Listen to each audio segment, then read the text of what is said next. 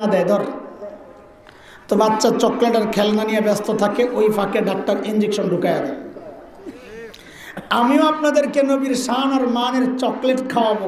ওয়াকাফা ওয়া সালামুন আলা ইবাদিহিল্লাযীনা ইসতাফা।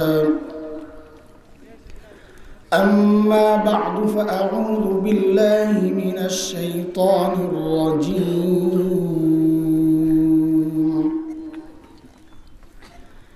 بسم الله الرحمن الرحيم.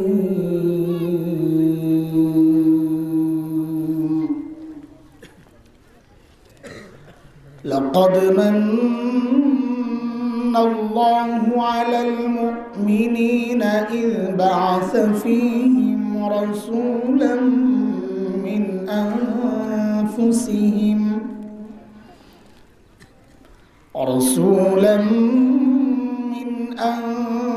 أنفسهم يتلو عليهم آياته ويزكيهم ويعلمهم الكتاب والحكمة وإن كانوا من قبل لفي ضلال مبين. آمنت بالله صدق الله العلي العظيم.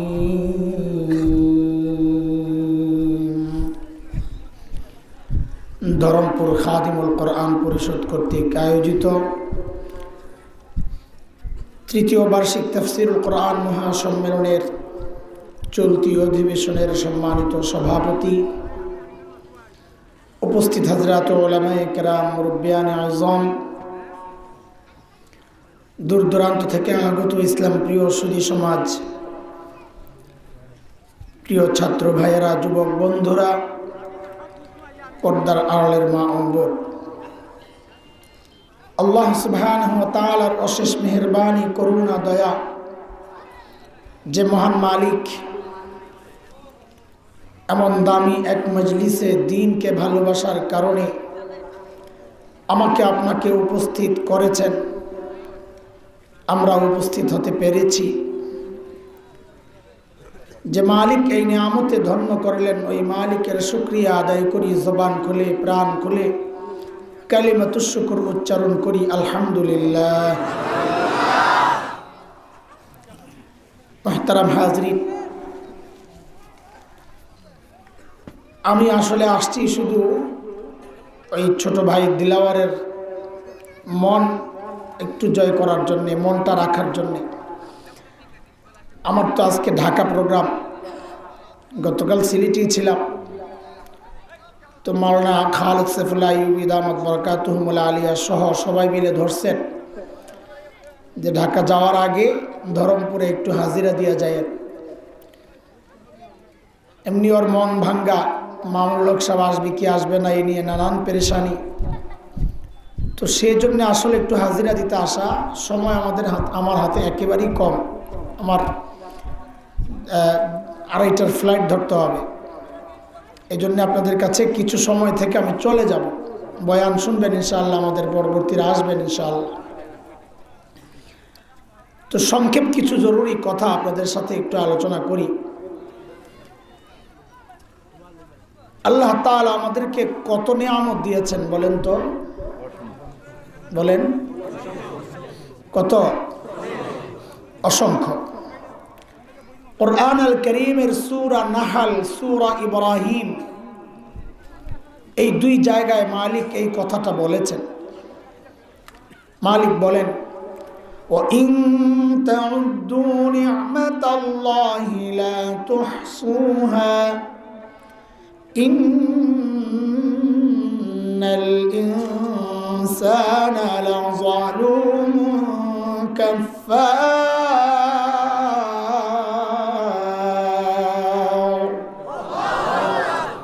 আল্লাহ বলেন, যত নিয়ামত গণো, এত দিয়েছি আমি, এত যে তুমি গনে গনে শেষ করতে পারবে না। আলহামদুলিল্লাহ। এই সবগুলো নিয়ামতের অবস্থা একরকম না, ছোট আর বড় আছে। তো সবচাইতে বড় নিয়ামত কোনটা যা আল্লাহ আমাদেরকে দিয়েছেন?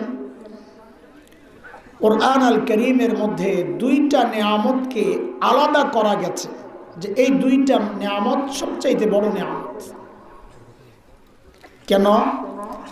আল্লাহর শব্দ ব্যবহার প্রমাণ করেছে যে এই দুইটা নিয়ামত বড় নিয়ামত। শব্দ হচ্ছে মান, একটা শব্দ আরবি মান। মান মানে খোঁটা দেওয়া। আমরা যখন কারো উপর অনুগ্রহ করি তো খোঁটা দেওয়ার ক্ষেত্রে কেউ ছোট অনুগ্রহের খোঁটা দেয় না, দেয় বড়টার। কথার কথা, আপনি কাউকে 100 টাকা দিয়েছেন, আবার ওই ব্যক্তিকে 1 লক্ষ টাকাও দিয়েছেন, তো খোঁটা দেওয়ার সময় কি বলবেন? তোকে না একদিন 100 টাকা দিছিলাম, এটা না লাখ টাকার? বড়টার খোঁটাই মানুষ দেয়। আল্লাহ তাআলা দুইটা নিয়ামতের ক্ষেত্রে মান ব্যবহার করেছেন, মানে খোঁটা দেওয়া। মুফাসসিরিনে কেরাম বলেন, বোঝা গেল ওই দুইটা নিয়ামত মালিকের পক্ষ থেকে বান্দার জন্য সবচাইতে বড় নিয়ামত। এর মধ্যে একটা হচ্ছে সূরা হুজুরাতের শেষ দিকে আসছে।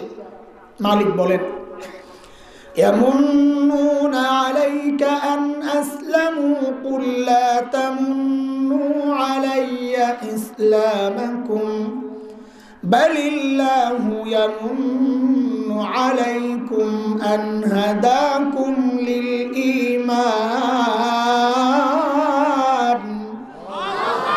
ইন কুনতুম সাদিকিন। আল্লাহ বলেন, এরে বান্দা, আমি যে তোমাদেরকে ঈমানের নিয়ামত দিয়েছি, এই ঈমানের নিয়ামত হচ্ছে তোমার জন্য আমার পক্ষ থেকে অন্যতম বড় নিয়ামত।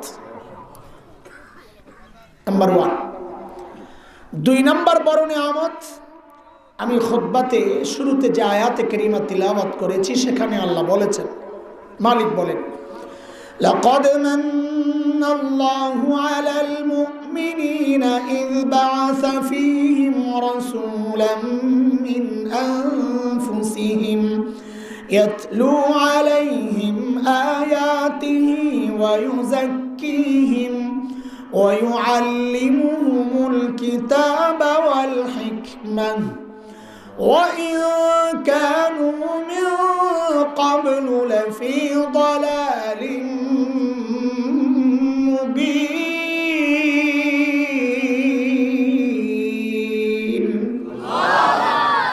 এই আয়াতের মধ্যে মালিক বলছেন, আমি আমার শ্রেষ্ঠ রসুলকে তোমাদের রসুল বানাইয়া পাঠাইয়া, ও উম্মত, ও মানুষ, আমি তোমাদের উপর আরেকটা বড় দয়া করেছি।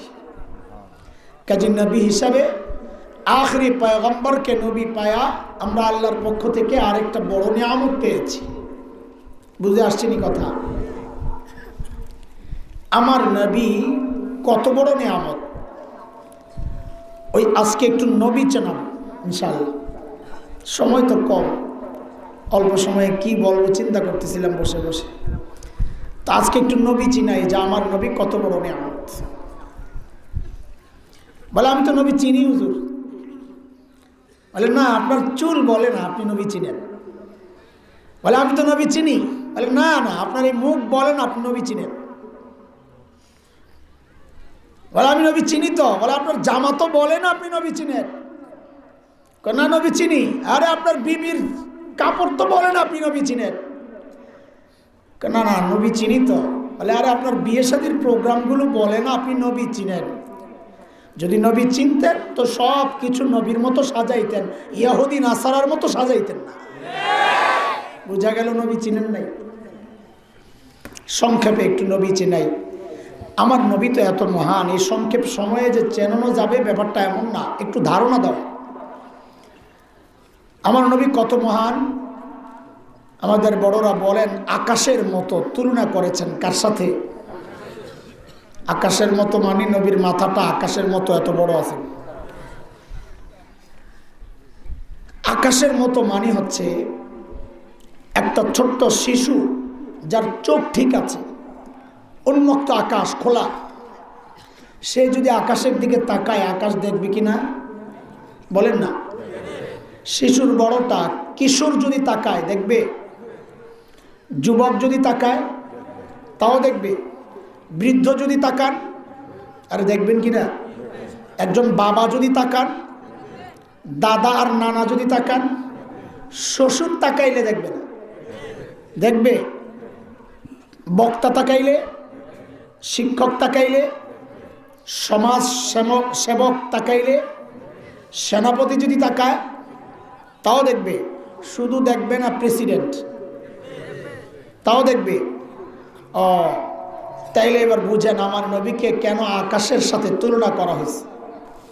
বলে একটা ছোট্ট শিশু যদি চিন্তা করে আমি জগতের শ্রেষ্ঠ শিশু হতে চাই, বলে তুমি শিশু মুহাম্মদুর রাসূলুল্লাহকে দেখো।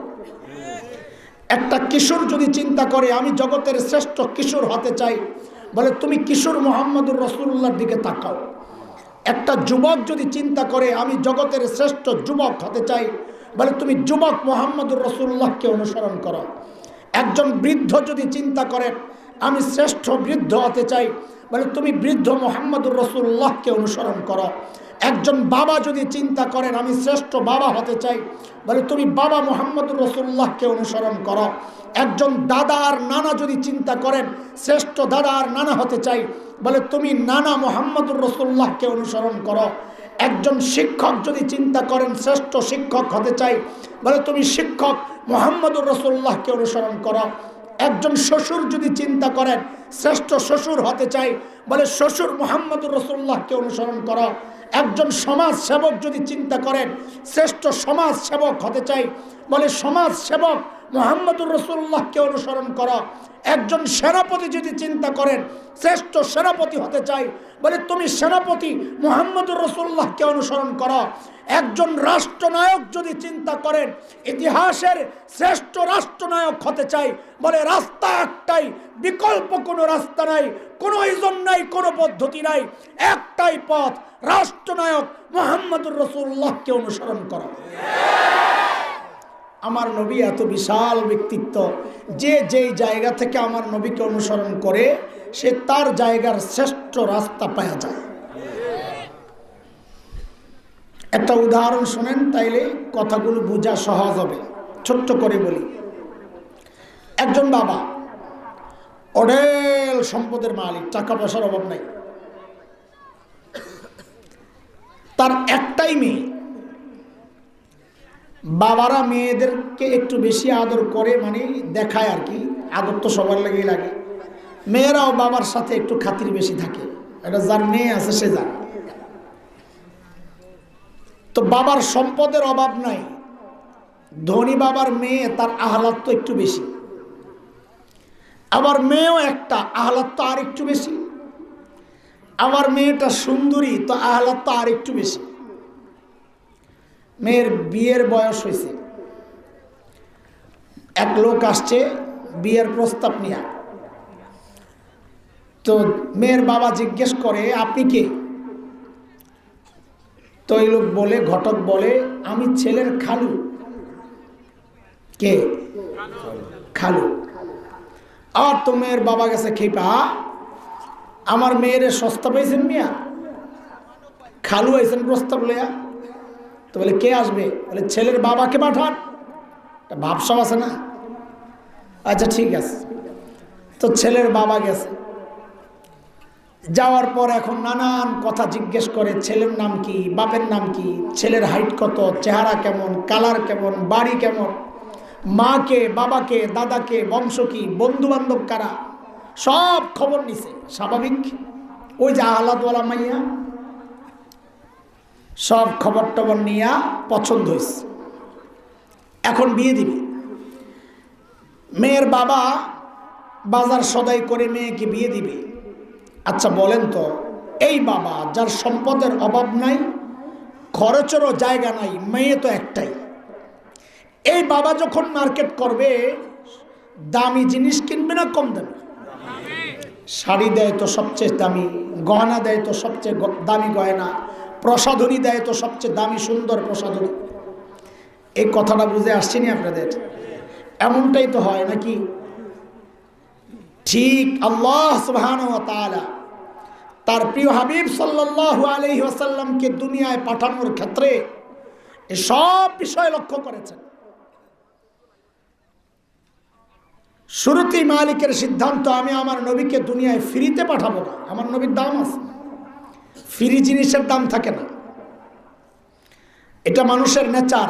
যেই জিনিস অর্জন করা যত কষ্ট হয় তার মূল্য তার কাছে তত বেশি হয়। বলে আমি আমার নবীকে ফ্রি দিব না। বলে তো কেমনি দিবেন? আমার কাছ থেকে চাইয়া নিতে হবে, চাইয়া প্রস্তাব দিতে হবে। তো বলে প্রস্তাব কে দিবে? বলে ছেলের বাবা দিবে। ওই যে মনে আছে না কথা, প্রস্তাব কে দিবে? ছেলের বাবা। বলে ছেলের বাবা আবার কে? তো কোরআনে আল্লাহ জানায় দিয়েছেন ছেলের বাবাকে, মিল্লাতা আবিকুম ইব্রাহিম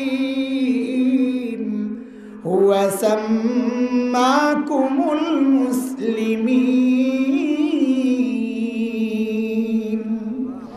বলেন ছেলের বাবাকে, জোরে বলেন। খলিল ইব্রাহিম আলাইহিস সালাম হচ্ছেন ছেলের বাবা।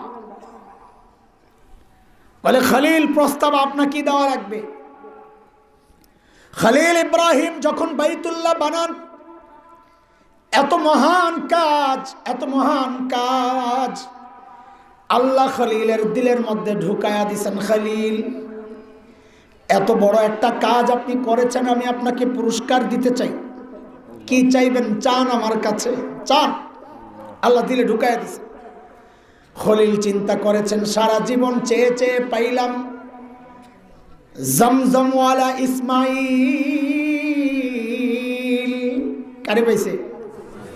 জমজমওয়ালা। বলেন কাকে? আমি যা বলি তা বলেন না, বলেন কাকে? জমজমওয়ালা ইসমাইল। আর ইসমাইলের পায়ের আঘাতই তো জমজম বের হয়েছে। এই জন্য ইসমাইল আলাইহিস সালামকে বলবো আমরা জমজমওয়ালা। সারা জিন্দিগি চায়া চা পাইলেন জমজমওয়ালা ইসমাইল। খলিল চিন্তা করেছেন সুযোগ যেহেতু পায়া গেছি, এইবার সবচাইতে বড়টা চাইব। খলিল এইবার চায়া বসছেন আল্লাহর কাছে কৌসারওয়ালা। বলেন তো চাইছেন কে? আমি যা বলি তা বলেন। দোয়া করছেন কে? খলিলুল্লাহ। বলেন বলেন, মিলে মিলে বলেন। নবীর শান শোনাইতেছে। হ্যাঁ, একটা কথা মাথায় রাখেন আগে, নবীর শান শোনানোর বহু মানুষ আছে। আমরা কয়েকজন মানুষ একটা নির্দিষ্ট টার্গেট নিয়ে এই ময়দানে কাজ করতেছি। সেই টার্গেট হচ্ছে উম্মতের চোখে আঙ্গুল দিয়া সমাজের অসঙ্গতিগুলো দেখায়া দেওয়া। শকুন ঘুরে ওই শকুনকে দেখায় দেওয়া, তুই যাদের দেখতেছস ওটা কবুতর না, এটা শকুন। তোর মুরগির বাচ্চা সাবধানে রাখ। উম্মতকে জাগানোর জন্য কিছু মানুষ কাজ করতেছে। আমারও টার্গেট ওইটাই। তো নবীর সম্মান কেন শোনাইতেছি এটা একটু বুঝালো। বাচ্চাদেরকে ডাক্তারের কাছে ইঞ্জেকশন দিতে নিলে তো বাচ্চা তো কান্নাকাটি করবে। তো ডাক্তার কি করে? মন ভুলানো একটা চকলেট হাতে ধরায়, নেরে বাবা চকলেটটা খা। একটা খেলনা দেয়, ধর। তো বাচ্চা চকলেট আর খেলনা নিয়ে ব্যস্ত থাকে, ওই ফাঁকে ডাক্তার ইঞ্জেকশন ঢুকায় দেয়। আমিও আপনাদেরকে নবীর শান আর মানের চকলেট খাওয়াবো, কিন্তু ফাঁকে ফাঁকে আমার টার্গেটের ইঞ্জেকশন ঠিকই ঢুকাইয়া দেব। বুঝে আসছেনি কথা? সময় বেশি নাই, এই জন্য ইঞ্জেকশন বেশি দিতে পারো না, একটা হয়তো দিতে পারো, আল্লাহ জানে। চলেন বলেন, এইবার দোয়া করছেন কে? খলিলুল্লাহ। বলেন বলেন কে? পাশে কিন্তু বসা জবিহুল্লাহ। ইসমাইল আলাইহিস সালামকে বলা হয় কি? ওই যে আল্লাহর নামে জবেহ করার জন্য, কোরবানির জন্য প্রস্তুত করা হয়েছিল। আল্লাহ ওই কোরবানি কবুল করেছেন, এই জন্য তাকে বলা হয় জবিহুল্লাহ। এইবার মিলায়া মিলায়া বলেন তো দোয়া করছেন কে? দরখাস্ত পাঠাইছেন কে? ওই দরখাস্তের মধ্যে আমিন বলে সুপারিশ করেছেন জবিহুল্লাহ। আবার বলেন মিলায়া, দরখাস্ত করেছেন কে?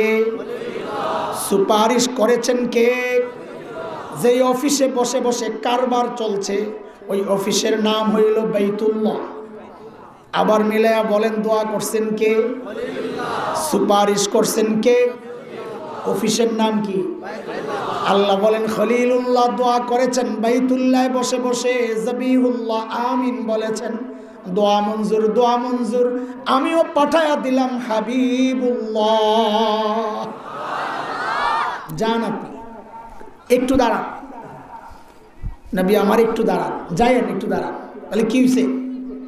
বলে মজমাটা একটু এলোমেলো, একটা ঘোষণা দিয়া মজমাটার একটু জমাইতে হবে। ওই কেউ পান চাবায়, কেউ দূরে যাইয়া শয়তানের লেঞ্জা টানে, কই ঢাকার বক্তা আসুক এরপরে যাব, লোকাল বক্তা চলতেছে। আর যারা হাঁটাহাঁটি ভাল লাগে না চুপচাপ বসে রয়েছে। তো আল্লাহ দেখছেন দুনিয়ার হালত বেশি একটা সুবিধার না, এলোমেলো। তো আল্লাহ বলেন প্রধান বক্তা দুনিয়ায় যাবে, প্রধান অতিথি মুহাম্মদুর রাসূলুল্লাহ দুনিয়ায় যাবে, এলোমেলো মজলিস চলবে না। একজনকে ঠিক করছেন আল্লাহ, নবী ঈসা আলাইহিস সালামকে, ও নবী ঈসা আপনি ঘোষণা দেন প্রধান বক্তার আগমন, শুভেচ্ছা, স্বাগত। আপনারা বলেন না? নবী ঈসা আয়েশা ঘোষণা দিলেন, এই বনি ইসরাইল, আমি তো এতদিন তোমাদের ডিউটি পালন করছি, এখন প্রধান বক্তা আসতেছে। সূরা সফ আয়াত 6 আল্লাহ হযরতে ঈসার ওই ঘোষণা শোনায়া দিয়েছেন। وَإِذْ قَالَ عِيسَى ابْنُ مَرْيَمَ يَا بَنِي إِسْرَائِيلَ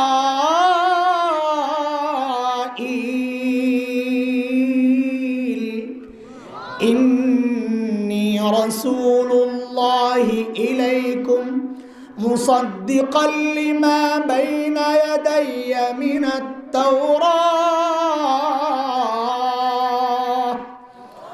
وَمُبَشِّرًا بِرَسُولٍ يَأْتِي مِن بَعْدِ اسْمُهُ أحمد। আল্লাহু আকবার। হযরত ঈসার ঘোষণার মূল কথা দুইটা, মুসলমান খেয়াল করে। হযরত ঈসার ঘোষণার মূল কথা কয়টা? এক নাম্বার, ও বনি ইসরাইল, আল্লাহ আমাকে তোমাদের রসুল বানাইয়া পাঠাইছেন। এই কথাটা আমার সাথে সাথে একাধিকবার আপনারা বলবেন, মুখস্থ করেন। বলেন, ও বনি ইসরাইল, আল্লাহ আমাকে তোমাদের রসুল বানাইয়া পাঠাইছেন। আবার বলেন, ও বনি ইসরাইল, আল্লাহ আমাকে তোমাদের রসুল বানাইয়া পাঠাইছেন। আবার বলেন, ও বনি ইসরাইল, আল্লাহ আমাকে তোমাদের রসুল বানাইয়া পাঠাইছেন। এই কথাটা মনে থাকবে নি ইনশাল্লাহ। এটা হচ্ছে আমার ওই 1 নাম্বার সুইয়ের ইনজেকশনের সুই, এই কথাটাই।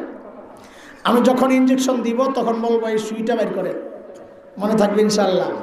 এটারে রেখে দেন, আসবো ইনশাল্লাহ জায়গায়। 2 নাম্বার ঘোষণা,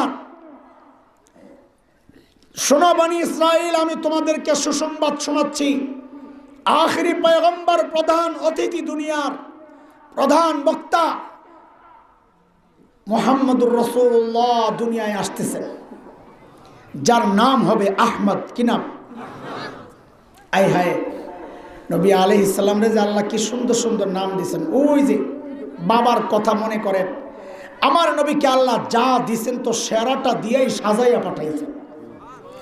চোখ দিছেন তো সেরা চোখ, কান দিছেন তো সেরা কান, আরে ঠোঁট দিছেন তো সেরা ঠোঁট, দাঁত দিছেন তো সেরা দাঁত, আরে কয়টা বলবো, বন্ধু দিছেন তো আবু বকরের মতো সেরা বন্ধু, আরে ঘাম দিছেন তো সেরা ঘাম।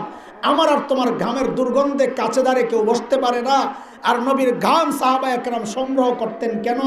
যেন বিয়ে শাদীর কোনো প্রোগ্রাম হইলে, অন্য কোনো অনুষ্ঠান হইলে ওই ঘাম একটু লাগায় দিত, গোটা মজলিস সুঘ্রাণে মৌ মৌ করত। আল্লাহ আমার নবীরে যা দিছেন তো সেরাটাই দিছেন। 2টা নাম দিছেন তো সেরা নাম, একটা আহমদ আরেকটা মুহাম্মদ। আমার তো এলেম কালাম কম, তারপরেও বলি, এই শুধু এই 2 নাম নিয়ে যদি ঘাঁটাঘাঁটি করি তো এই দিন রাত শেষ হয়ে যাবে। এত মজা আর মজা, মজা আর মজা। প্রথম নাম মুহাম্মদ, মানে সবচেয়ে বেশি প্রশংসিত। তুই বদনাম করে কি করবি বেটা? সারা দুনিয়ার হাজারো লাখো মসজিদে প্রতিদিন আমার নবীর প্রশংসা চলতেছে। বড় আজীব নাম এটা। কাফেররা শুরুতে হাটে ঘাটে মাঠে যায় যখন নবীর বদনাম করত, তো লোকেদের কাছে যায় বলতো, এই মুহাম্মাদের কাছে যাইবা না, খারাপ মানুষ। তো লোকেরা অবাক হয়ে বলতো, আরে যিনি সবচেয়ে বেশি প্রশংসিত আবার খারাপ হয় কেমন? লাগছেনি পেস? আল্লাহ কি নাম রেখে দিয়েছেন দেখেন। তো বাড়িতে আইসা কাফেরদের সিদ্ধান্ত, মিটিং বসছে, আরে নামটা পাল্টানো দরকার, এই নাম দিয়ে বদনাম করা যায় না। তো কি নাম রাখবা? তো সিদ্ধান্ত নিছে নাম রাখো মুজাম্মাম, সবচেয়ে বেশি নিন্দিত। কাহা ঠিক আছে। এখন বাজারে যায় বলে, এই শোনো শোনো, ওই যে মুজাম্মাম আছে না, এর কাছে যায়ও না, এক খারাপ মানুষ। এখন বাজারের লোকজন বলে, এ মুজাম্মাম কি? লাগছেনি বেজার? আল্লাহ কি নাম রাখছে দেখেন। তুমি সারা জিন্দিগি আমার নবীর বদনাম করবা, দিন শেষে জিজ্ঞেস করা হবে, এই তুমি কার বদনাম করলা? কয় যিনি সবচেয়ে বেশি প্রশংসিত। কই তুই কি পাগল নিবে না? সবচেয়ে বেশি প্রশংসিত ব্যক্তির আবার বদনাম হয় কেমনি? অথচ আমার নবীর দুশ্মনদের এক একটার নাম আমি দেখি আর হাসি, আরে কি নাম যেন আল্লাহ আগের থেকেই ফিট করে রাখছে। সাম্প্রতিক কালের এক দুশ্মন, ফ্রান্সের প্রেসিডেন্ট, কি নাম রে ভাই? ম্যাক্রো। কি নাম? আমি নিজে একদিন ব্যাখ্যা হয়ে গেছি, আরবি দিয়ে লিখছি, আরবিতে লেখা দেখি হয়ে গেছে মাকরু। কি মাকরু? মাকরু, মাকরু মানে অপছন্দনীয়। এখন এই লোকের প্রশংসা আপনি সারা জিন্দেগি বসে বসে করবেন, দিন শেষে জিজ্ঞেস করা হবে, এই তুমি কার প্রশংসা করলা? বলে মাকরু সাহেবের। দেখছেন কার? আমার নবীর আরেক নাম আহমদ। আরে কি মধুর নাম, সবচেয়ে বেশি প্রশংসাকারী। এই নামগুলো কেন রাখা হয়েছে আমি ওদিকে যাচ্ছি না, অনেক রসের কথা। এটারে যদি 3-4 ঘন্টা বয়ান করা যাইতো তাহলে সব মিলে মিলে বলা যাইতো, কিন্তু আমি ডাইরেক্ট দৌড় মারতেছি খালি মাঝখান দিয়া, ওই ফ্লাইট ধরতে হবে এই জন্য। বড় আজীব নাম এটা, আহমদ। আল্লাহ আমার নবীকে দুনিয়ায় পাঠাইছেন ইবাদত শিখাইতে। কিসের জন্য? ইবাদতের মধ্যে সবচাইতে দামি ইবাদত কোনটা বলেন না? ওহো কি আজীব অবস্থা। আল্লাহ ওই নামাজটাকে পর্যন্ত আমার নবীর নামটা দিয়া সাজাইছে। কেমনে? পিচ্ছি আছে নি? ছোট মোটো নাই কেউ? পিচ্ছি পিচ্ছি ওই পিচ্ছি চলবো না,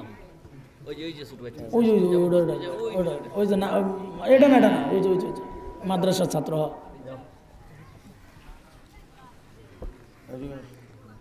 ওই সামনে যাও, একটু খেয়াল করে। ওখানে ওখানে পশ্চিম কোনটা? ওইটা নি। আর যারা বাম পাশে আছেন এরা বুঝবেন না, এই ডান পাশ থেকে দেখা যাবে, মানে এই পাশ থেকে দেখা যাবে, বাম পাশ থেকে। আহমদ লিখতে অক্ষর লাগে 4টা। কয়টা? আলিফ, হা, মিম, দাল। দেখেন বাচ্চাটা যদি নামাজে দাঁড়ায়, আর তুমি নামাজ পড়ো তো, দাঁড়াও, দাঁড়াইছে, সুন্দর করে দাঁড়াও, নামাজের মতো করে দাঁড়াও। এই দেখেন যেন আহমদের আলিফটা দাঁড়ায় রয়েছে। তুমি এবার রুকুতে যাও, রুকুতে যাও, এই যে এই পাশ থেকে দেখেন পুরা হায়ের মাথাটা দাঁড়ায় রয়েছে। যাও যাও এবার সেজদায় যাও, সেজদায় যাও, যাও সেজদায় যাও। ও যারা আরবি জানেন, মিমের মাথা শুয়ে আছে, বসো এবার, বসো এবার। ওই দেখেন কি সুন্দর দাল হয়ে গেছে। আল্লাহু আকবার। যাও যাও যাও যাও যাও যাও, হয়েছে তোমার নামাজ শেষ। দোয়া মুনাজাত দর্শনী আল্লাহু আকবার বলে। আমার নবীরা তো মধুর নাম। আল্লাহ সবচাইতে দামি ইবাদতকে আমার নবীর নাম দিয়ে সাজাইছেন। কয়টা বলবো? ওই যে যেদিকে যাবো এদিকে একদিকে চলে যেতে হবে। আরে ভাই বলেন তো ইন্টারন্যাশনাল ভাষা কোনটা? কে রে বলে? ইংলিশ। ইংরেজি বুঝি ইন্টারন্যাশনাল ভাষা? আরে 2 হাত মাটির নিচে গেলেই তো আর ইংরেজি চলে না। জিজ্ঞেস করবে তোমারে হু আর ইউ, ফেরেশতারা বাম্বু। কি জিজ্ঞেস করবে? মার রব্বুকা, এটা চাইনিজ ভাষা। আরে কথা বলে কি এটা? আল্লাহু আকবার। যেই ভাষা জমিনের নিচে চলে, যেই ভাষা আসমানের উপরে চলে, আসমান জমিনের মাঝখানেও চলে, যেই ভাষা জান্নাতেও চলবে, ইন্টারন্যাশনাল ওইটা না, তোমার কাছে ইংরেজিটা ইন্টারন্যাশনাল। শ্রেষ্ঠ ভাষার নাম কি? আল্লাহ তাআলা ওই আরবি ভাষাকেও আমার নবীর নাম দিয়া সাজাইছেন মিয়া। বলে কেমনে? বলে আমার নবীর প্রত্যেকটা নামের প্রথম অক্ষর নিয়ে নিয়ে আরবি ভাষাকে সমৃদ্ধ করা হয়েছে। বলে কেমনে একটু বুঝার? বলে শুনতে থাকে। আলিফ থেকে ইয়া পর্যন্ত টান দেন, প্রত্যেকটা আমার নবীর নামের প্রথম অক্ষর। আপনি যদি আলিফকে টান দেন আমার নবী আহমদ, আপনি যদি বাকে টান দেন আমার নবী বাশীর, আপনি যদি তাকে টান দেন আমার নবী তাকি, সবচেয়ে বড় মুত্তাকি, আপনি যদি সাকে টান দেন আমার নবী আস-সাকিব, ধ্রুবতারা যার সাথে কারো তুলনা নাই, আপনি যদি জিমকে টান দেন আমার নবী জামিল, সবচাইতে সুন্দর, আপনি যদি হাকে টান দেন আমার নবী হামিদ, সবচেয়ে বেশি প্রশংসাকারী, সবচেয়ে প্রশংসিত, আপনি যদি খাকে টান দেন আমার নবী খাতামুন নবিয়্যিন, যার পরে আর কোনো নবী নাই, আপনি যদি দালকে টান দেন আমার নবী দাইয়ান ইলাল্লাহি বিইذনি, আপনি যদি জালকে টান দেন আমার নবী যাকি, সবচেয়ে বড় মেধাবী, আপনি যদি রাকে টান দেন আমার নবী রাহমাতুল লিল আলামিন, আপনি যদি জাকে টান দেন আমার নবী জাইরুল জান্নাহ, দুনিয়া থেকে জান্নাত যিনি জিয়ারত করে এসেছেন, আপনি যদি সিনকে টান দেন আমার নবী সাইয়্যিদুল বাশার, আমার নবী সাকিয়ে কাউসার, আপনি যদি শিনকে টান দেন আমার নবী শফিউল মুজনিবিন, আপনি যদি সাদকে টান দেন আমার নবী সফিউল্লাহ, আপনি যদি দাদকে টান দেন আমার নবী দামিন উম্মতের জিম্মাদার, আপনি যদি তাকে টান দেন আমার নবী তাইয়িব, আমার নবী তাহির, আপনি যদি জাকে টান দেন আমার নবী জাহির লাইসাল বাতিন। বেদাতীরা বলে নবী গায়েবও জানে, জাহেরও জানে, বাতিনও জানে, না, সব জাননেওয়ালা একমাত্র কে? আপনি যদি আইনকে টান দেন আমার নবী আব্দুল্লাহ, আপনি যদি গাইনকে টান দেন, গাইন মানে গুয়ুর মানে আত্মমর্যাদা, নবী বলেছেন আনা গিয়ারু মিনকুম, তোমাদের মধ্যে সবচেয়ে বেশি আত্মমর্যাদা আমার। আপনি যদি ফাকে টান দেন আমার নবী ফারিক বাইনাল হক ওয়াল বাতিল, হক বাতিলের চূড়ান্ত পার্থক্যকারী। আপনি যদি কফকে টান দেন আমার নবী কারিউল কুরআন, জগতের সর্বপ্রথম কোরআনের তিলাওয়াত করনেওয়ালা। আপনি যদি কাফকে টান দেন আমার নবী কাফিলুল উম্মাহ, উম্মতের কাফিল। আপনি যদি লামকে টান দেন আমার নবী লাইমুশ শাইতান, শয়তানের সবচেয়ে বড় নিন্দাকারী। আপনি যদি মিমকে টান দেন আমার নবী মুহাম্মদ, আমার নবী মাহবুব, আমার নবী মনসুর, আমার নবী মুজাম্মিল, আমার নবী মুদ্দাসির, আমার নবী মুস্তাফা সাল্লাল্লাহু আলাইহি ওয়াসাল্লাম। আপনি যদি নুনকে টান দেন আমার নবী নাযীর, আপনি যদি ওয়াওকে টান দেন আমার নবী ওয়াকিল, উম্মতের ওয়াকিল। আপনি যদি হাকে টান দেন আমার নবী হাদি লিল আলম, গোটা দুনিয়ার হেদায়েত করনে ওয়ালা। আপনি যদি হামজাকে টান দেন আমার নবী আল আমিন। আপনি যদি ইয়াকে টান দেন, আরে মালিক কত মায়া করে ডাক দিয়েছেন ইয়াসিন।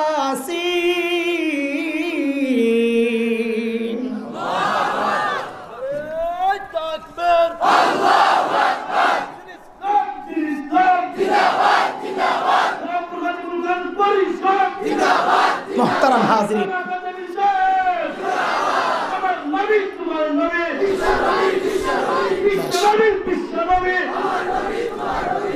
আমাদের খেয়াল করেন, সময় নাই, সময় কম। ও ভাই নবী চিনো, কোন দিক দিয়ে যে যাবো বুঝতে পারতেছি না, বাদ দেন, চলেন ইঞ্জেকশনের দিকেই যাইগা। মানে চকলেট এত বেশি খাওয়াইলে দাঁতে পোকা হইল। এক জায়গায় শুধু একটু খটকা লাগে, খেয়াল করেন খুব মনোযোগ দিয়া। সেই খটকাটা হচ্ছে, হুজুর সব বুঝলাম, কিন্তু ওই যে মেয়ের বাপ, মেয়ের বিয়ে দেওয়ার সময় তো বাড়ি ঘরও দেখে না, দেখে না? ভালো ভাঙ্গাচুরা বাড়ি ঘর যদি হয় তো মাইয়া বিয়ে দিবে ধনী বেটা? হ্যাঁ, আপনি দিবেন?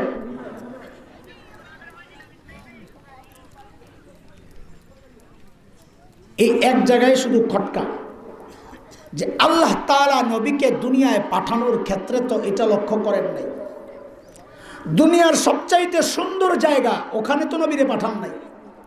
সবচাইতে সুন্দর জায়গা কাশ্মীর, যাকে বলা হয় ভূস্বর্গ, দুনিয়ার জান্নাত, সুইজারল্যান্ড, সুন্দর জায়গা।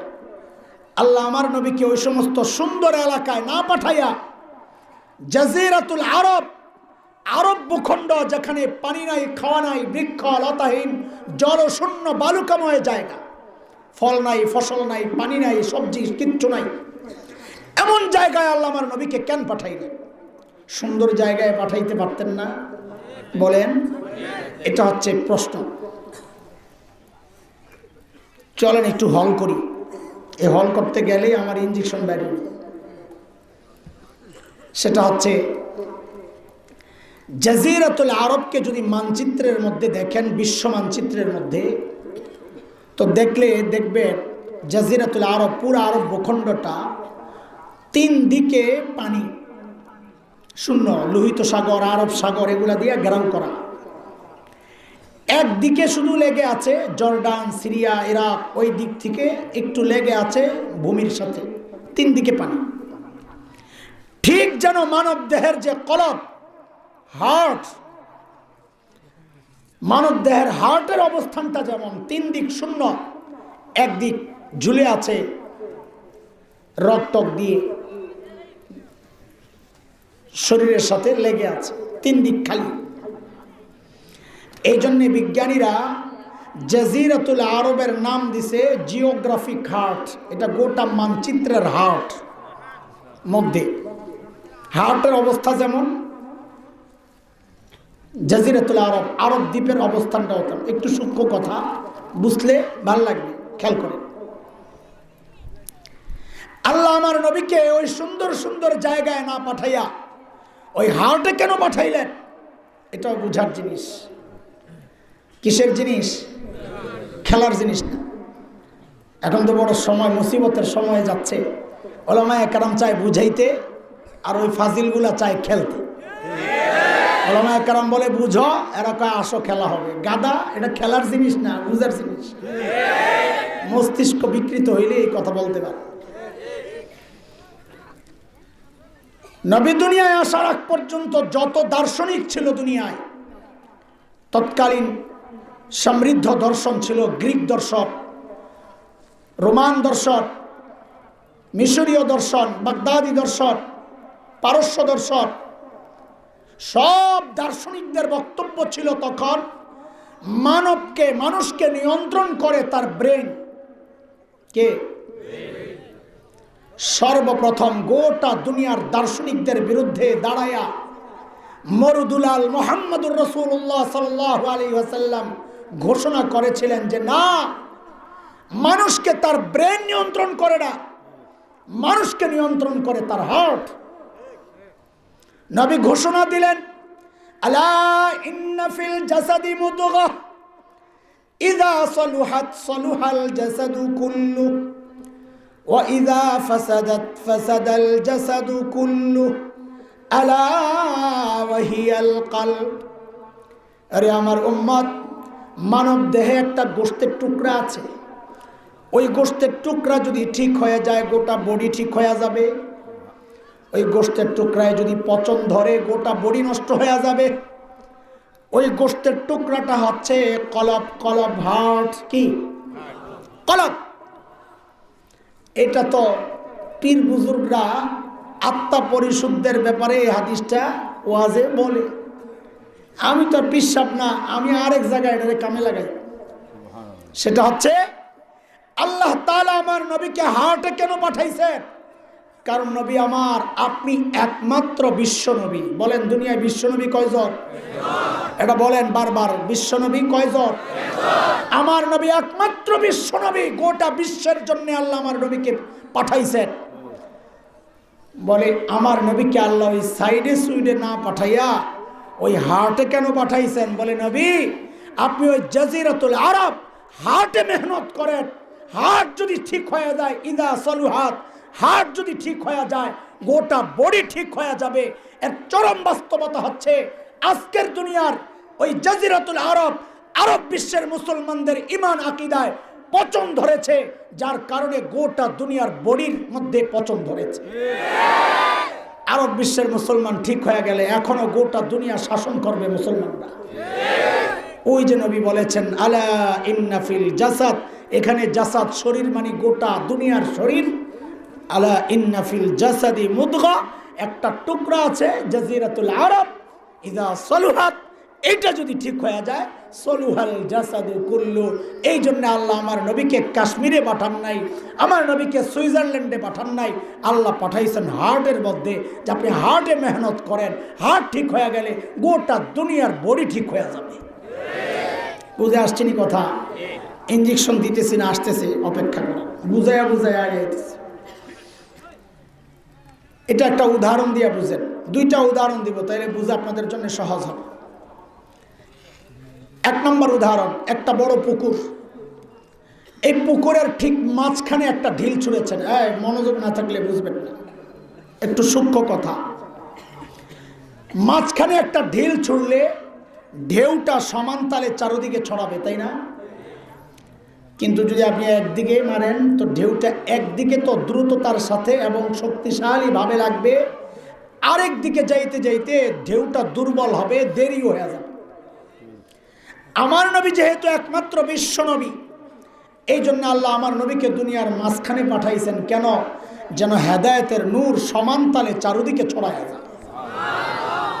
একটা গল্প শোনেন, গল্পটাও একটা উদাহরণ, খামাখা গল্প বইলা টাইম লস করার সময় নেই। আমাদের একজন বড় মুফাসসির ছিলেন আল্লামা আব্দুল গফফার রহমতুল্লাহ আলাইহি। ও হুজুর গো নেতা, হুজুর আপনার নেতা না? বাংলাদেশ খেলাফত মজলিসের প্রতিষ্ঠাতা আমির ছিলেন। আল্লামা আজিজুল হক রহমতুল্লাহ আলাইহির বন্ধু সঙ্গী। হযরত বয়ান করতেন, বড় আজীব বয়ান, আমাদের মতো তো বুম ভাঙা ছিল না, সাদা সিধা কথাবার্তা, বড় দারুণ কথা বলতেন। তো হযরত একটা গল্প শোনাইছেন, এই গল্পটাই আমার উদাহরণ। বলে আমরা ইন্ডিয়াতে গেছি, আলেমদের এক কাফেলা, মৌলবীর একখানে। তো সকালবেলা নাস্তা দিছে বড় প্লেটের মধ্যে, তাবলিগওয়ালারা খায় না একসাথে, ওই বড় প্লেটের মধ্যে নাস্তা দিছে সকালবেলা, গরম টাটকা শুকনা খিচুড়ি, একদম গরম টাটকা। ওইটার মাঝখানে ফাঁক করে একটু ঘি ঢেলে দিছে। ইন্ডিয়ানরা এটা খায় খুব। ওই ঘি একটু নিয়া খিচুড়ি দিয়া মাইকে খাইলে বড় মজা লাগে। মুখলার আসলে করছে, বাড়িতে যাইয়া খাইব না। তো ওই যে ঘি দিছে মাঝখানে, গরমের তাপে ঘি গেছে গইলা। তো এটাই সুবিধা, গইলা গেলে আঙ্গুল দিয়ে নেয় আর খায়। এটা বুঝার আগে আরেকটা জিনিস বুঝেন, ইসলাম তো মক্কায় মানে গোটা দুনিয়ার মাঝখানে। মুসলমানরা সর্বপ্রথম হিজরত করছে মক্কা থেকে পশ্চিমে হাবশায়। আজকের দুনিয়ার মানচিত্রে লোহিত সাগরের পশ্চিম পার ইথিওপিয়া, ইরিত্রিয়া যেই অঞ্চল, নবী যুগের হাবশা ওইটা। তো সর্বপ্রথম হিজরত করছে কোন দিকে? পশ্চিম দিকে, মক্কা থেকে পশ্চিম দিকে, হাবশার দিকে। ওই পশ্চিম দিকে যে মাওলানা সাহেব বসছেন, উনি হঠাৎ করে কি করলেন, ঘিয়ের মধ্যে আঙ্গুলটা ঢুকাইয়া নিজের দিকে একটা টান মারছে। বলে ইসলাম প্রথমে মক্কা থেকে হাবশার দিকে হিজরত করছে। ওই যে ঘি মাঝখানে, এটারে বানাইছে ইসলাম। ঘি তো গইলা গেছে, টান যখন মারছে ঘি সব ছুটছে ওই দিকে। পূর্ব দিকে যে মাওলানা বসছেন উনি আর দেরি করেন নাই, তাড়াতাড়ি আঙ্গুলটা ঢুকাইয়া নিজের দিকে একটা টান মাইরা বলে এরপর ইসলাম মক্কা থেকে মদিনার দিকে হিজরত করছে। মক্কা থেকে মদিনা পূর্ব দিকে। এখন ঘি ছুটছে সব হাবশার দিকে পশ্চিম দিকে, আর মদিনার দিকে পূর্ব দিকে। আব্দুল গাফফার সাহেব কারবারটা দেখছো, ঘি তো দেখা যায় আরো দুজনে খেয়ে লিব, মৌলবি ও কারবার তো বুঝেন না। হুজুর আর দেরি করে না, কামের দেরি, লম্বা মানুষ তো হাতাড়ি বটলাম, ওইটাকে রাগ খাওয়াইতেছে ঘি ধরে। হাতাড়ি বইটাই ওই ঘিডারে সারা খিচুড়িতে মাখলাম আর বললাম এরপর ইসলাম গোটা দুনিয়ায় ছড়াই গেছে। ও দোস্ত, আল্লাহ আমার নবীকে ইসলামের দাওয়াতের জন্য দুনিয়ার মাঝখানে এই জন্যই পাঠাইছেন যেন ঘিয়ের ভাগ আমি আর তুমিও পাই, নালে একদিকে যেত। বুঝে আসছেনি কথা? বিষয় ওইটা না। এরে যুবক ভাই আমার, তোমাদের এক ভাই আসছে একটা পয়গাম নিয়ে তোমাদেরকে সতর্ক করার জন্যে, জাগানোর জন্যে। একটু খেয়াল করো। কেন তোমাদের বলছি? কারণ পিঠা যখন আসবে তখন বুড়ারা খাবে না পিঠা, তুমি আর আমি খাবো। তোমারে মারবে পিঠাইয়া মজা পাইব, আর আমারে মারবো নেতা হিসাবে এই বুড়াটিরে ছেড়ে দিব। এটি মাইরা কি মজা টজা পাওয়া যায় না। আমরা যখন দেওবন্দে 1997-98 তখন হঠাৎ করে বাংলাদেশে ছাত্রদের ধরপাকড় শুরু হয়েছে। তা আমি তো হোস্টেলেই থাকতাম মাদ্রাসার ভিতরেই। আমাদের সাথে লালবাগ থেকে গেছিল এক ভাই, মোটা, মাহমুদ করে নাম, খুব মোটা টোটা। ওই যায় ছাদে ঘুমাইত। তা আমি জিজ্ঞেস করি, মাহমুদ ভাই ছাদে ঘুমান কেন? বাইরে পুলিশের হাতে ধরা দেবো না, লাভ দিয়ে পরে মরে যাবো। তা পুলিশের হাতে ধরা দেবো না কি জন্যে? আমারে পিডাইয়া পুলিশে যে মজা পাইব, তখন তো মারবো না, মায়া করে ছেড়ে দেবে। এই কি মারবো? কয়দিন আগে যখন বটকাটায় মরছিল পেট্রোলা, দেওয়ানবাগির নাম বলো কি জন্যে? আমি তো দেওয়ানবাগির নাম বলিনি। বলছি আমি দেওয়ানবাগির নাম বলছিলাম, আমি তো দেওয়ানবাগির নাম বলিনি। তা আমি বলি যে আরে ফিরিস্তারা পিটাইয়া যান, কি মজাটা পাইব। তো তোমার আর আমারই পিটাইবো, একরে পিটাইবো না, একরে পিটাই তো মজা পাইবো না। ভাই আমার খেয়াল করো, বাংলাদেশের আকাশে শকুনের আনাগোনা পরিলক্ষিত হচ্ছে।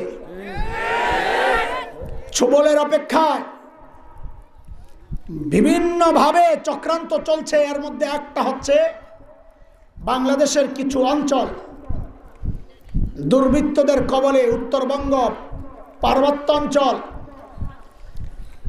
হাজার হাজার খ্রিস্টান মিশনারি মুসলমানদেরকে ধোঁকা দিয়া, প্রলোভন দিয়া, কোরআনের ভুল ব্যাখ্যা দিয়া লক্ষ লক্ষ মুসলমানকে খ্রিস্টান বানাচ্ছে। পরিমাণটা হাজার হাজার না, কত লক্ষ লক্ষ।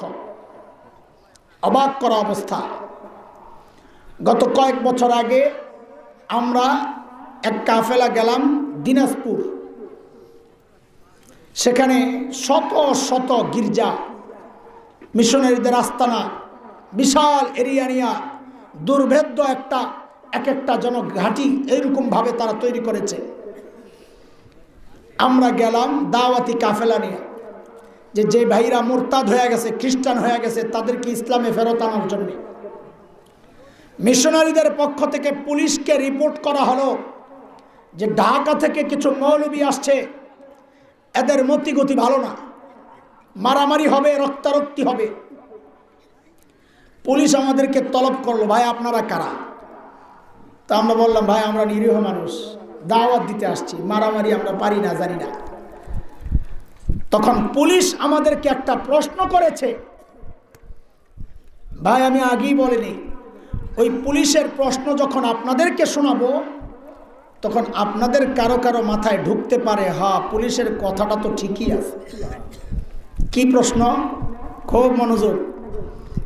পুলিশের প্রশ্ন হচ্ছে, আচ্ছা হুজুর বলেন তো, আমরা মুসলমানরা গোটা দুনিয়া ইসলামের প্রচার করি, Europe, America, Russia, Africa, Australia, এশিয়ার সব গোটা দুনিয়া ইসলামের প্রচার চলতেছে, ইসলামের জাগরণ চলছে কিন্তু গোটা বিশ্বে। তো তারা তো আমাদেরকে দাওয়াত দিতে বাধা দেয় না, আমরা মুসলমানরা তাদেরকে কেন বাধা দেই? আমরা আমাদের ধর্মের প্রচার করতেছি, তারাও তাদের ধর্মের প্রচার করে মুসলমানকে খ্রিস্টান বানাচ্ছে, সমস্যাটা কি? বাহ্যিকভাবে তো আপনার কাছেও লাগতে পারে, হ্যাঁ কথা তো ঠিকই আছে, যার যার ধর্মের প্রচার সে করবে, সমস্যাটা কি? আরে দোস্ত, এই চিন্তা যদি কারো মাথায় আসে যে সমস্যা কি, অন্য ধর্মের মানুষ কেন দাওয়াত দিতে পারবে না, কেন মুসলমানদেরকে খ্রিস্টান বানাতে পারবে না, আমরা কেন খ্রিস্টানকে মুসলমান বানাতে পারবো? সমস্যাটা কোথায়? বলে এই সমস্যা তুমি বুঝো নাই, কারণ তুমি তোমার নবী চিনো নাই। তুমি তোমার নবী চিনো নাই। সমস্যাটা একটু বুঝে। আগেই বলেছি, দুনিয়ার একমাত্র বিশ্ব নবীকে নবী বলেছেন উরসিলতু ইলাল খালকি কাফা, আল্লাহ আমাকে গোটা মখলুকের জন্য, খালি মানুষ না, গোটা মখলুকের নবী বানায়া, রসুল বানায়া আল্লাহ আমাকে পাঠাইছে। বিশ্ব নবী কে বলেন? আরে কথা বলেন, আমাদের নবী, সোজা কথা। এর আগে খুব মনোযোগ আছে, মনোযোগ আলেগুলো বুঝবেন না, সূক্ষ্ম কথা। এর আগে আল্লাহ যত নবী পাঠাইছেন, সমস্ত নবীদের সাথে তিনটা বিষয় ছিল নির্ধারিত। এক নাম্বার, ওই নবীর টাইম ছিল নির্ধারিত। আনলিমিটেড টাইমের জন্য আল্লাহ কোন নবীকে নবী বানান নাই। একমাত্র আমার নবী বিশ্ব নবী, তার জন্য আল্লাহ কোনো টাইম নির্ধারণ করেন নাই যে আপনি নবী তো কিয়ামত পর্যন্ত নবী, মাঝখানে আর কোনো নবী হবে না। নাম্বার 1, টাইম নির্ধারিত, খেয়াল রাখেন। 2 নাম্বার, আমার নবীর আগে আল্লাহ যত নবী দুনিয়ায় পাঠাইছেন, সমস্ত নবীর জন্য এলাকা ছিল নির্ধারিত। কি দলিল? হযরতে ঈসা আলাইহিস সালাম, আজকের যে বিকৃত বাইবেল আছে তাদের হাতে হাতে, ওই বিকৃত বাইবেলের মধ্যেও এটা আছে। হযরত ঈসা নিজে বলেছেন, আল্লাহ আমাকে ফিলিস্তিনের একটা নির্দিষ্ট অঞ্চলের জন্য পাঠাইছে। তার মানে প্রত্যেক নবীর অঞ্চল কি ছিল? নির্ধারিত ছিল। বুঝেন ভালো করে। 3 নাম্বার, আমার নবীর আগে আল্লাহ যত নবী পাঠাইছেন, সমস্ত নবীর কওম ছিল নির্ধারিত, সম্প্রদায় কার কাছে পাঠাইছেন। দলিল ওই যে সুই রেখে আসছি আপনাদের হাতে, হযরত ঈসা আলাইহিস সালামের ঘোষণা, ইয়া বানি ইসরাঈল ইন্নী রাসূলুল্লাহি ইলাইকুম। হযরত ঈসা কি বলেছেন? ও বনি ইসরাইলরা, আল্লাহ আমাকে তোমাদের রাসূল বানায়া পাঠাইছেন। আমার নবীকে আল্লাহ কোন নির্দিষ্ট কওমের জন্য পাঠান নাই। আমার নবী হিন্দু, বৌদ্ধ, খ্রিস্টান, মগ, মুরাং, গারো, চাকমা, কুকিল, সাঁওতাল, টিপরা, জহ, যত জাতি এই জগতে বাস করে সব জাতির জন্য আল্লাহ আমার নবীকে নবী বানায়া পাঠাইছেন। বুঝে আসছেনি কথা? সব নবীকে আল্লাহ নির্দিষ্ট টাইমের জন্য, নির্দিষ্ট এলাকার জন্য, নির্দিষ্ট সম্প্রদায়ের জন্য পাঠাইছেন, কিন্তু আমার নবীর সাথে এর একটাও নির্ধারিত না। বুঝে আসছেনি কথা? এইবার বুঝেন, আমরা কেন আমাদের দ্বীনের দাওয়াত গোটা দুনিয়ায় দিতে পারবো, তারা কেন বাংলাদেশে খ্রিস্ট ধর্ম প্রচার করতে পারবে না? এটা বুঝেন। এইবার ঢাকা 7-এর এমপি ছিলেন এক সময় বিএনপির, এক সময় ঢাকার ও বিভক্ত ঢাকার মেয়র ছিলেন সাদেক হোসেন খোকা। কি নাম? সাদেক হোসেন খোকা, ঢাকা 7-এর এমপি। হঠাৎ তিনি তো মারা গেছেন, তিনি নাই। তার কিছু কর্মী ছাতকে আপনাদের আইসা একটা অফিস খুলছে, অফিসের নাম দিছে এমপি সাহেবের অফিস। কি এখন মানিক সাহেব না এমপি? মানিক সাহেবের ছেলেপেলেরা আইসা এদেরকে জিজ্ঞেস করে, এরে এটা কোন এমপি সাহেবের অফিস রে? আমরা থাকতে তোরা কারা? তো বলে এটা সাদেক হোসেন খোকা এমপির অফিস। কি আজব কথা! সাদেক হোসেন খোকা এমপি ছিলেন কত আগে, মারাও গেছেন। তারপরে তৃতীয় সমস্যা হলো, এইটা তার আসন না, তার আসন তো ঢাকা। বেটা অফিস খুলবি তো ঢাকায় যায় খোল, তুই এনাইছিস কেন? মাইট দিবনি? বলেন না, মাইট দিবিনি? বলেন, এই মাইট দেওয়াটা কি অন্যায় না ঠিকই আছে? তুই পাগলামি করলি কেন? কথা ঠিক কিনা? ওইটা খুব ভালো বুঝেন। ইসলামের ব্যাপার আসলে আস্তে করে ঘুরে যান। এইবার বুঝেন বাংলাদেশে খ্রিস্টানরা কেন তাদের ধর্মের প্রচার করতে পারবে না। 1 নম্বর সমস্যা হচ্ছে হযরত ঈসা আলাইহিস সালামের টাইম আউট হয়ে গেছে, তিনি এখন আর নবী না। আমার নবীর নবুয়তের পর দুনিয়ার সব নবীদের নবুয়ত ক্যান্সেল। 2 নম্বর হচ্ছে হযরত ঈসা আলাইহিস সালামের এলাকাও নির্ধারিত সেই ফিলিস্তিন অঞ্চল ছিল, সেইটাও বাংলাদেশ না। 3 নম্বর প্রবলেম হচ্ছে হযরত ঈসাকে আল্লাহ মুসলমানদের নবী বানায়া পাঠান নাই। ঈসা আলাইহিস সালাম নিজেই বলেছেন, আল্লাহ আমাকে বনি ইসরাইল তোমাদের নবী বানায়া পাঠাইছেন। এই জন্যে বাংলাদেশে খ্রিস্টান ধর্মের প্রচার চলতে পারে না। মুসলমানদের ধর্মের প্রচার গোটা দুনিয়ায় কেন চলবে, আমেরিকায় কেন চলে? কারণ আমার নবী বিশ্ব নবী। আমেরিকা কি বিশ্বের মধ্যে না বাইরে? যদি ভিতরে হয় তো আমার নবী আমেরিকার নবী, ইসলামের দাওয়াত আমেরিকায় চলবে। আমার নবী বিশ্ব নবী, ইসলামের দাওয়াত ইউরোপে চলবে, আফ্রিকায় চলবে, অস্ট্রেলিয়ায় চলবে, এশিয়ায় চলবে, গোটা দুনিয়ায় চলবে। দোস্ত, এটা তো জোরের কথা না, যুক্তির কথা। কিন্তু সমস্যাটা বড় কোন জায়গায় জানেন? শুধু ধর্মীয় দিকটা লক্ষ্য করেন না, এটা আমরা লক্ষ্য করতেছি, আপনারা অন্য আরেকটা দিকও লক্ষ্য করেন। সেটা হচ্ছে এদের পূর্বপুরুষদের চরিত্র আমাদের কিন্তু জানা আছে। এদেরই পূর্বপুরুষরা ব্যবসার নাম দিয়া এই উপমহাদেশে ঢুকে উপমহাদেশের উপর জুলুম নির্যাতনের স্টিম রোলার চালিয়েছিল। আমরা ভুলি নাই সেই কথা। এদেরই পূর্বপুরুষরা সাম্প্রতিককালে ওই যে মুসলমান রাষ্ট্র, ইসলামী কান্ট্রি ইন্দোনেশিয়ার একটা দ্বীপ পূর্ব তিমুর, সেটাকে দখল করে খ্রিস্টান রাজ্য আলাদা প্রতিষ্ঠা করেছে। এদেরই পূর্বপুরুষরা সুদানে ইসলামী রাষ্ট্র, যেই অংশে তেল সমৃদ্ধ দক্ষিণ সুদান, এটাকে মারামারি করে নিয়ে এই ধর্ম প্রচারের মাধ্যমে এখন আলাদা রাষ্ট্র বানাইছে। ওই একটা ফিকির নিয়ে তারা বাংলাদেশেও ঘুরছে। ওই উত্তরবঙ্গকে বাংলাদেশ থেকে বিচ্ছিন্ন করবে, ওই পার্বত্যাঞ্চলকে বাংলাদেশ থেকে বিচ্ছিন্ন করবে। কিন্তু তাদের একটা পয়গাম শুনে রাখা দরকার যে এটা বাংলাদেশ, এটা বাংলাদেশ, এটা ইন্দোনেশিয়া না, এটা দক্ষিণ সুদান না। দক্ষিণ সুদান একজন শাইখুল হিন্দ পায় নাই, একজন হযরত মাদানী পায় নাই। ইন্দোনেশিয়া একজন শাইখুল হিন্দ পায় নাই, একজন হযরত মাদানী পায় নাই।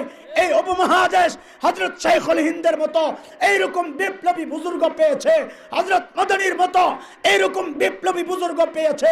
তাদের রুহানি সন্তানরা মরে যায় নাই। কুলাঙ্গাররা শুনে রাখ, এই মানচিত্র রক্ষায়, ইমান আর শরীয়ত রক্ষায় ৭১ দেশ মুক্তির জন্য একবার মুক্তিযুদ্ধ হয়েছে। ইমান রক্ষায়, মানচিত্র রক্ষায় যদি আর একটি যুদ্ধের প্রয়োজন হয়, আবারও যুদ্ধ হবে ইনশাআল্লাহ, আবারও যুদ্ধ হবে ইনশাআল্লাহ।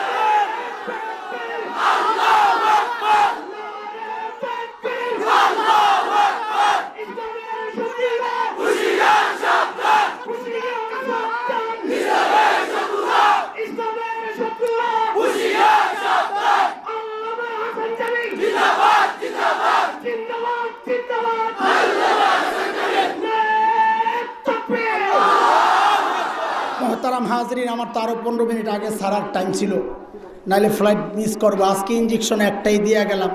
যদি এটার রিয়াকশন না হয়, ভবিষ্যতে আইসা বাকি আরও অনেক ইঞ্জেকশন আছে আমার হাতে। নবীর শান বলার মাঝখান দিয়ে ইঞ্জেকশন ঢুকবে। আবারও যদি দিল আর দাওয়াত দেয় ইনশাল্লাহ আইসা বাকি ইঞ্জেকশনগুলো দেবো ইনশাআল্লাহ।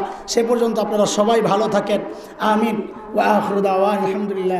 একটা অনুরোধ, আনসারী সাহেব বলছেন জীবিত থাকা অবস্থায় যে এখানে যতদিন তফসির হবে আপনাকে পাইতে হবে ইনশাআল্লাহ। এই হিসাবে আপনাদের মর্জি মতোই তারিখ দিবেন, কিন্তু আপনাকে পাওয়া চাই। ইনশাআল্লাহ ইনশাআল্লাহ।